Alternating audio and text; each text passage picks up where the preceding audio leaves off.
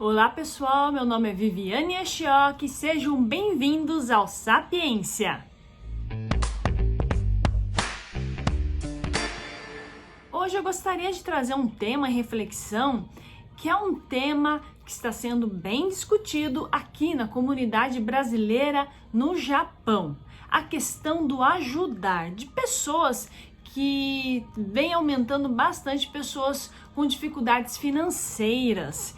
Então é um tema bem complicado, é um tema bem extenso também. Então eu vou fazer uma série de vídeos explicando o que é o ajudar, explicando como identificar uma situação em que você que está me assistindo pode ajudar e uma situação que já não é mais algo tão simples, que precisa de uma intervenção de profissionais. Por que é tão importante entender bem uma situação quando você percebe que a pessoa está solicitando ajuda? Porque tem vários aspectos que temos que observar. Após essa série de vídeos que eu vou estar fazendo, que com certeza eu acho que não dá 1, 2, 3 vídeos, eu vou estar fazendo, e assim que eu verificar que realmente eu consegui passar o básico de todas essas informações de uma forma reflexiva, eu pretendo fazer uma live lá na página do Sapiência no Facebook, já para interagir mesmo com você, se você quiser estar lá comigo, fazendo perguntas e refletindo sobre essas situações. Então fique comigo nesse vídeo até o fim e bora refletir comigo. Vamos começar nesse primeiro vídeo do ponto de partida, quando a pessoa decide sair do Brasil com a intenção somente de trabalhar no Japão. Vou focar só no caso, no exemplo de pessoas que vêm para trabalhar. E nesse exemplo eu vou acrescentar também que a pessoa que quer vir trabalhar, quer trazer a esposa e, por exemplo, 2 filhos. Essa pessoa procura uma agência no Brasil, independente do estado, essas agências estão espalhadas em todo o território brasileiro para os descendentes. E o que ocorre? A pessoa procura o trabalho, geralmente não tem familiar no Japão, vem pela primeira vez ou também não é a primeira, às vezes a pessoa já veio antes solteiro e agora quer vir casado com os filhos, visando essa questão financeira. Ele procura a agência fala: ok, vocês podem ir, aqui tem as vagas de emprego, aqui oferecemos também a moradia, oferecemos, por exemplo, também o financiamento das passagens. Geralmente esse financiamento eles indicam mais para quem vai trabalhar, que seria o pai e a mãe. Os filhos geralmente já vêm com a passagem quitada.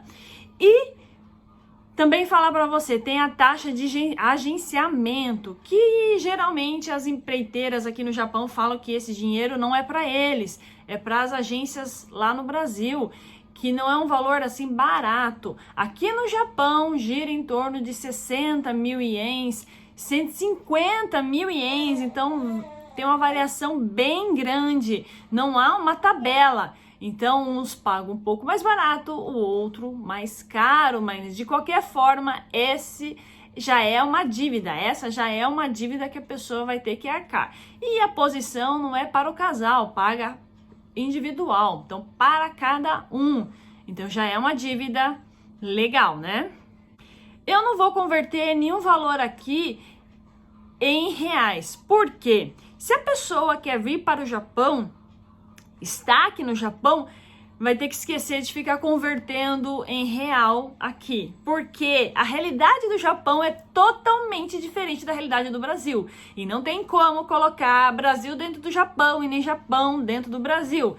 Então, o cálculo, quando você está aqui, você tem que pensar em ienes, porque fica mais fácil para você e você vive uma realidade, não estipulando valores lá como se estivesse no Brasil. Então, geralmente, a pessoa já carrega essa dívida.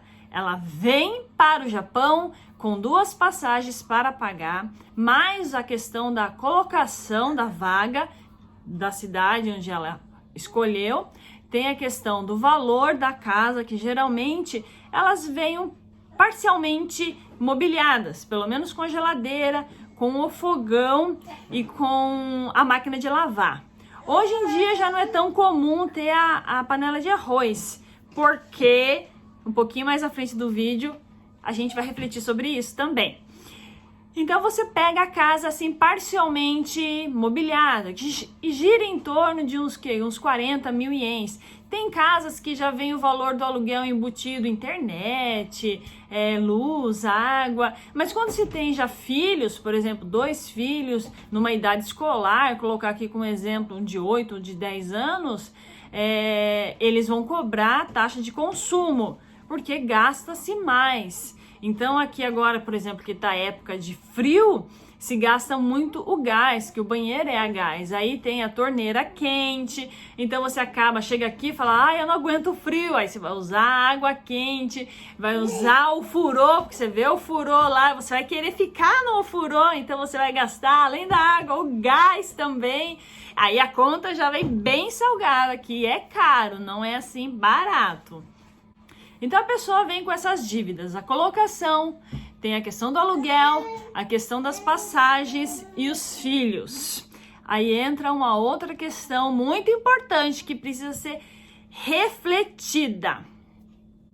Geralmente, as agências do Brasil já tem lá o catálogo das escolas brasileiras, que são as escolas que vão educar os seus filhos dentro da temática já do Brasil, dentro das literaturas que tem do Brasil, do material que você usa no Brasil.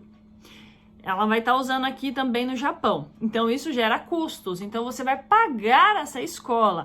Além da mensalidade, você vai comprar um material escolar. Muitas delas usam também uniforme, porque são escolas reconhecidas pelo MEC. Então elas trazem toda uma estrutura. Então também tem os passeios, também tem... Assim, o que acontece no Brasil, as escolas particulares aqui também vai acontecer. Então vai ter outro gasto, que é a questão da escola. E como no Brasil aqui também não é barato. Então a pessoa já chega com todos esses gastos, essa dívida, que vai ser descontado, já é combinado no seu salário. Então imagina, descontar aluguel, água, luz, gás, escola particular, mais as parcelas da passagem, da colocação. Imagine a dívida. A pessoa não consegue guardar dinheiro e muito menos, a maioria das vezes, sobrar dinheiro para a sua alimentação. É isso que acontece. A pessoa já contrai tantas dívidas, né? Contrai tantas, que quando ela chega no Japão, ela acaba trabalhando em função de pagar essas dívidas. E geralmente as empreiteiras querem cobrar rápido, que as pessoas paguem rápido, porque aí já gera um outro problema. Isso porque eu não citei a questão do futon, que a pessoa chega no apartamento e precisa dormir. Então, aqui, japonês geralmente dorme no chão. Não é um colchão assim, eu particularmente não acho muito confortável. É o colchão, né, que é de tecido, aí vem o travesseiro e vem um edredom, é o kit. E geralmente esse kit, uma empreiteira geralmente se divulga por aí 10 mil ienes, sendo que se você comprar numa loja dessa de departamento, você consegue achar entre 4 e 5 mil ienes, ou seja, metade do preço. Mas a pessoa tá vindo, ela não sabe, então ela já contrai essa dívida, porque ela não sabe o horário que ela vai chegar, ela precisa descansar, precisa dormir e acaba comprando. Ou seja, se são 4 pessoas, 40 mil ienes. E ela não vai tirar esse valor assim no dia a dia de trabalho suficiente para pagar todas essas contas. Aí o que acontece? Geralmente todas essas dívidas são já debitadas no pagamento da pessoa, até mesmo as escolas, que geralmente eles têm parcerias, então é descontado na folha de pagamento, geralmente. Então, mas pode variar. Tem escola que às vezes espera do pai ir lá e pagar o boleto. Então depende muito da localidade onde você vai estar. Então, mas geralmente vem depois no débito da folha de pagamento. Aí quando você vai ver, você recebe 10.000 ienes de pagamento. 10.000 ienes não é nada. 10.000 ienes, o que você faz com 10.000 ienes? 20.000 ienes? Aí entra o choque do primeiro mês da pessoa, em que ela não tem dinheiro para comprar alimentação, porque ela está totalmente comprometida. E isso traz outros danos. Além da questão da alimentação, ela tem os filhos também na escola, em que geralmente a escola oferece o almoço, que está embutido ali na mensalidade, mas você tem que mandar o lanche dela, lanche da manhã, lanche da tarde, porque as escolas brasileiras acabam funcionando de uma forma que ajuda os pais a trabalhar, então ela fica no horário mais extenso do que a escola japonesa. A escola japonesa é claro que é mais barato, sim, é mais barato porque você só paga a alimentação e a maioria do material escolar você recebe gratuitamente, né? Então, é mais barato, não deixa de ser um gasto, mas é mais barato. Agora, a escola particular, como ela tem que trabalhar num horário extenso para que o pai e a mãe possam trabalhar e os filhos não ficarem sozinhos, logicamente eles precisam comer, precisam ter atividades, então a escola precisa cobrar mais, porque também os professores são profissionais e precisam ser remunerados. Eles não estão ali de forma voluntária, é um trabalho, é uma profissão. Educar é uma profissão. E a criança passa o dia todo na escola e quando chega em casa, os seus pais já estão cansados, reclamando da situação, porque na hora que recebe aquele olerite, né, leva aquele choque. Nossa, não veio nada. Então traz muito pavor, muito medo do que vai ser do futuro, porque ele não tem ali condições financeiras de alimentar seus filhos. Aí entra a questão das pessoas que acabam pedindo e há outras que também ficam com vergonha e acabam também não pedindo. Aí muitas pessoas acabam recolhendo alimentos para estar oferecendo a essas famílias. Porém, não é só o problema de alimentos que acaba trazendo, emocional também, porque a mãe e o pai ficam comprometidos emocionalmente, porque ficam ali preocupados. E isso traz a consequência aos filhos. Não adianta dizer que o filho e a filha, eu não falo na frente dos meus filhos. Criança sente, criança sabe, criança compreende. Não podemos subestimar os sentimentos de uma criança e de um adolescente. Eles estão observando, eles estão entendendo e eles se conversam. E na escola que ele está, tem várias famílias com a mesma situação. Então, essas crianças também conversam e acabam falando. Então, o seu filho, sim, sabe dessa situação e acaba comprometendo também a sua saúde emocional também dos filhos. Alguns vão se fechar, outros vão ficar extremamente irritados, outros vão começar a aprontar. Então, vários comportamentos podem acabar desencadeando nessa situação e a família acabar se desestruturando e a família começar a passar não só dificuldade material, mas também em relação a essa saúde psicológica, emocional da família. Vou colocar aqui um exemplo.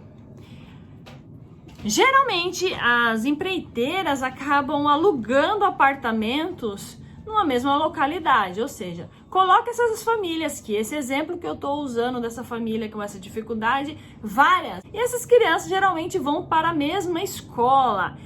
Olha a situação que causa. Aí sim que começa a sair do âmbito de situação isolada e passa a ser uma situação, vamos dizer aqui, sem usar termo técnico, em massa. São várias pessoas com o mesmo problema. Então imagina várias crianças passando pela mesma situação e os pais.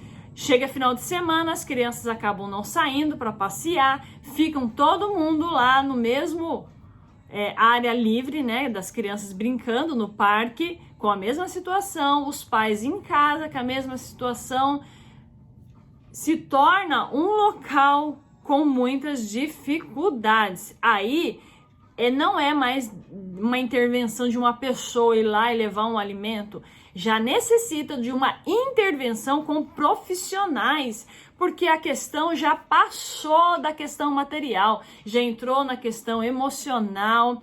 É uma questão também que as empreiteiras precisam fazer projetos de como acolher essas pessoas e evitar esse tipo de situação, porque são pessoas que vieram para trabalhar. Lucro as empresas estão tendo, ou seja, a empreiteira está tendo lucro e ela também não está oferecendo dentro da sua política da empresa um resguardo para essas famílias que estão chegando e oferecendo a mão de obra, porque essas pessoas vêm com vistos de trabalho, ou seja, para renovar seu visto ela precisa de provar que está trabalhando, e se ela está trabalhando e não está conseguindo suprir a sua demanda, então tem algo errado, e onde que está errado é nesse ponto do acolhimento, que infelizmente a maioria das empreiteiras contratam profissionais, que seriam os tantochas, que não têm um preparo, eles não são pessoas preparadas para acolher,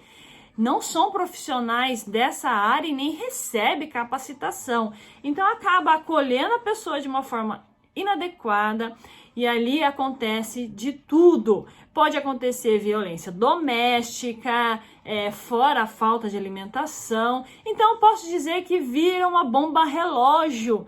Então, é muito complicado. Então, o que é necessário? Se a gente for refletir aqui, eu como profissional, posso dizer que precisa de intervenção profissional nessas situações. E essa intervenção precisa despertar das empreiteiras para que ela possa coibir essa situação e também trazer um respeito, dignidade para essas pessoas que vieram contribuir com a sua mão de obra.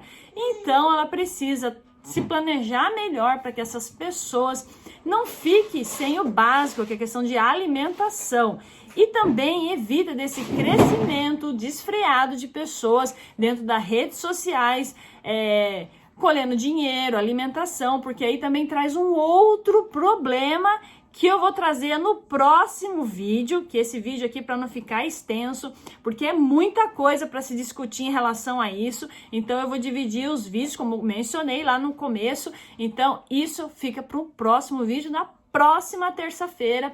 E se você não é inscrito no canal, já se inscreve, por favor, deixa aí seu like, compartilha, que a minha intenção é realmente passar informação como uma profissional na área que mora no Japão e que está, a minha intenção é observar e realmente passar direcionamento para que a nossa comunidade brasileira possa se desenvolver, tanto economicamente como também de uma forma saudável em relação à sua família. E espero vocês nos próximos vídeos. Tchau, tchau!